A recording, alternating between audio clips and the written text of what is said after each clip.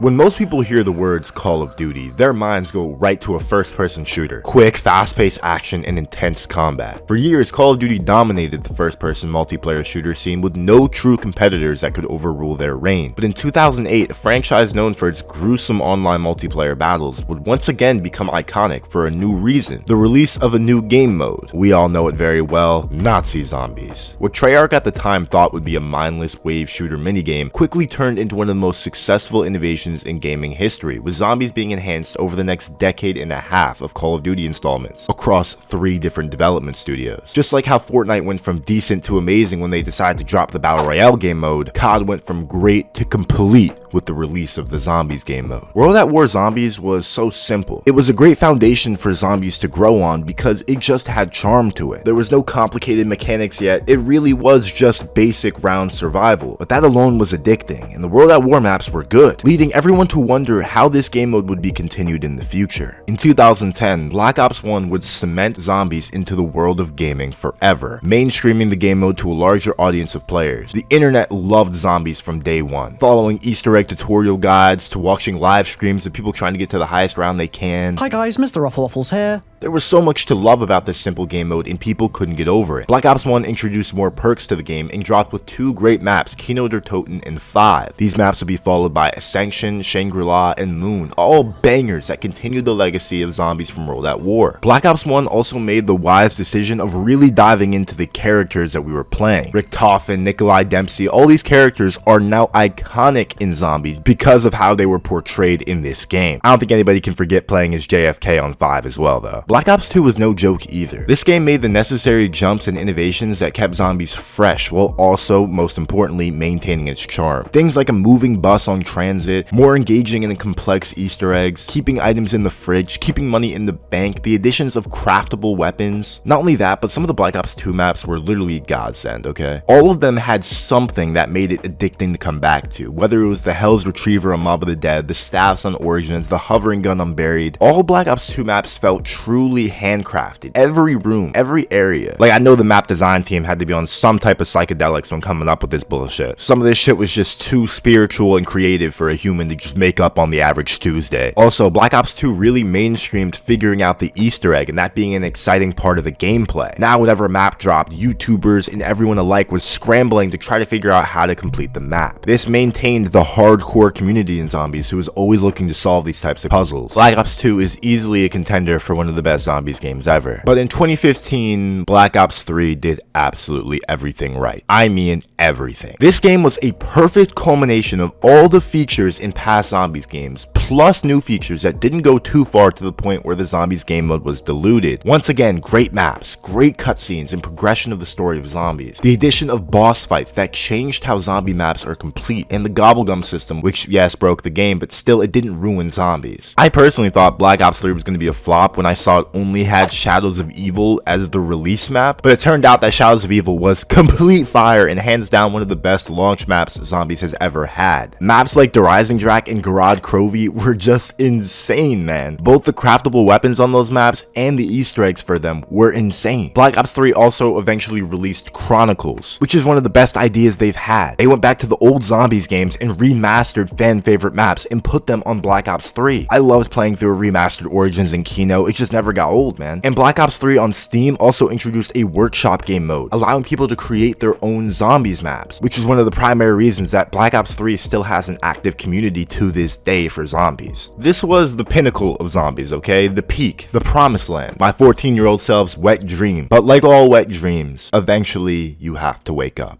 It's not easy to make 3 straight games in a row that all have quality zombies game modes, and Treyarch still somehow pulled it off, with every game taking a step forward and building onto the franchise instead of breaking it down. Well, Black Ops 4 was the first game to change that pattern.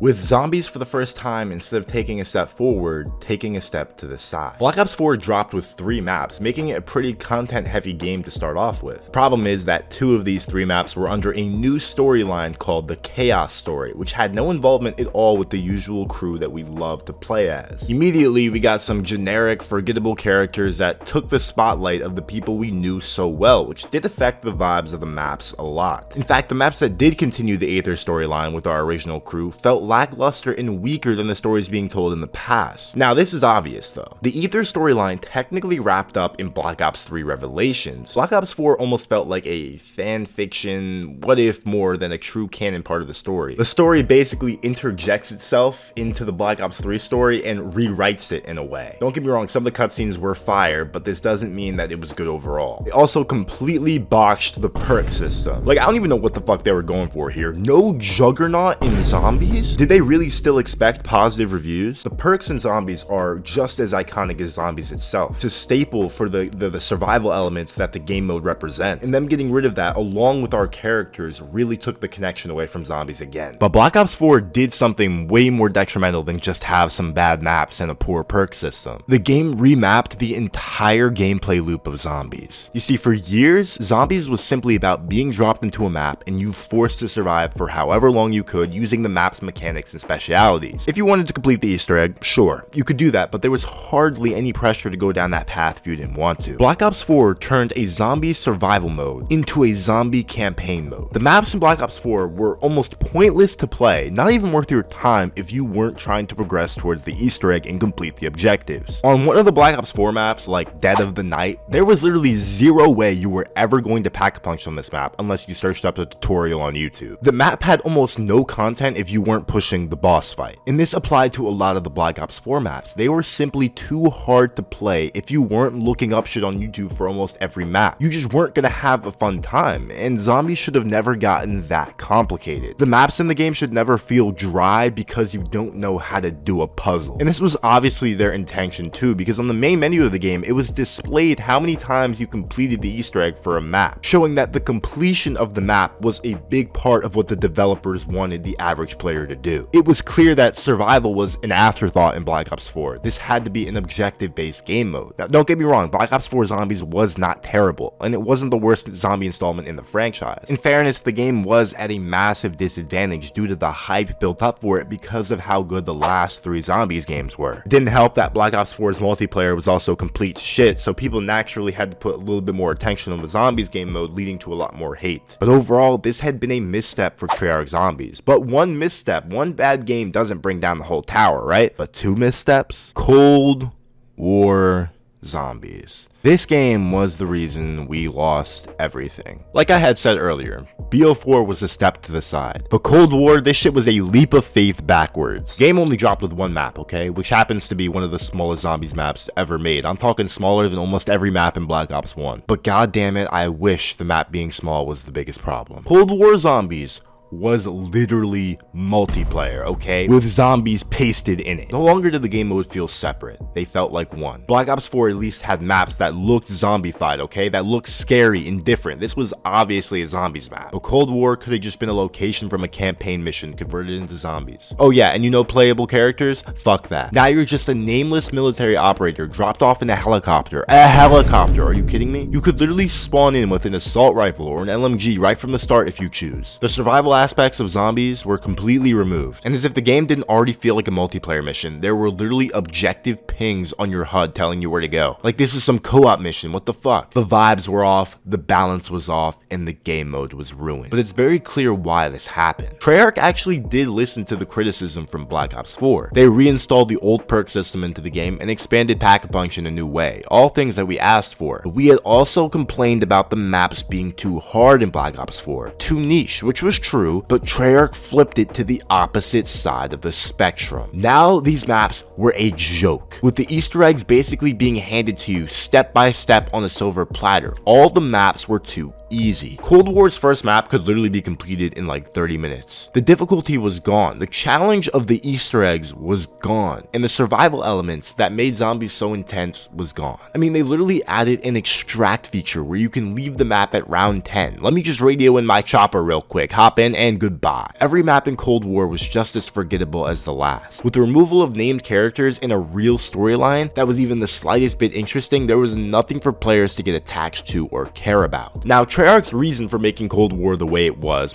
apparently to expand the player base of zombies, making it more accessible and casual to all players. But in doing so, they completely washed away the identity of what made zombies special and different. Black Ops 4 wasn't great in too many ways, but shit, those maps were still good. Cold War is just generic military bases and compounds. No one fucking cares. I've come to understand that actually many people did like Cold War for what it was and felt that it was overhated, and I can gladly confirm that your opinion is incorrect as hell. Regardless of Cold War being good or bad in your opinion, it wasn't good enough to continue the zombies legacy and carry on the hype. And because of that, I will always hate Cold War for completely digging the grave up for zombies. But like I said, Cold War only dug the grave. But this next game, well, let's just say it sealed the coffin. Call of Duty Vanguard. This game is really easy to talk about because I don't think one person on earth disagrees with me when I say this is the worst zombies game to ever exist. There is no excuse for how lackluster, low quality, and complete horse shit this game is. There are zero redeeming qualities, from a terribly rushed story, awful laughable map quality. The mode wasn't even released officially as a finished product until Season 1 of Vanguard came out. It was literally a forgotten product of the game, only there to say that the game has zombies in it. Now, Vanguard was developed by Sledgehammer Games, meaning it wasn't developed by Treyarch, so I won't go too much in depth since I don't consider it a true successor to the other titles we mentioned in this video. However, it still was CoD Zombies, and the community generally still sees it as a successor. They had basically made a shit small map, placed objectives to do in the map, put a round counter at the bottom left of the screen, and released the fucking game. There is no replayability, no Easter egg, no special weapons, nothing. This isn't even zombies. They had to add the ray gun later in a post-update months after the game launched. If that doesn't tell you that this game was lost from the start, I don't know what fucking does. It was a complete shell of a zombies game mode, and it's not even worth explaining to you how shit this game mode is because it will simply waste your time and damage your ears. And just like that, it's 2023. And it's over. In 3 games, zombies went from a beloved classic franchise and a staple of the Call of Duty series to a complete joke that isn't even considered a real fucking game mode anymore. It's important to note that zombies went to shit when they started caring about objectives and missions within zombies instead of that being the side goal and survival being the main focus. From the games Black Ops 4 to Vanguard, they only expanded this more to the point where it became a survival mission more than a survival experience. Call of Duty is a great game mode and a great idea, but they just couldn't keep the innovation going. I think it's safe to say that zombies will never truly be revived and restored. The best of it is behind us, and we aren't blinded by nostalgia. We were truly cursed by just a poor development studio that didn't know how to take care of zombies. And now it will forever just be in our memories. Guys, I hope you did enjoy this video about the downfall of Call of Duty Zombies. It would mean a lot if you guys would leave a like, comment, and subscribe for more content like this if you enjoyed. Without further ado, I'm Treyllo, and as always, I'll see you guys in the next one. Peace out.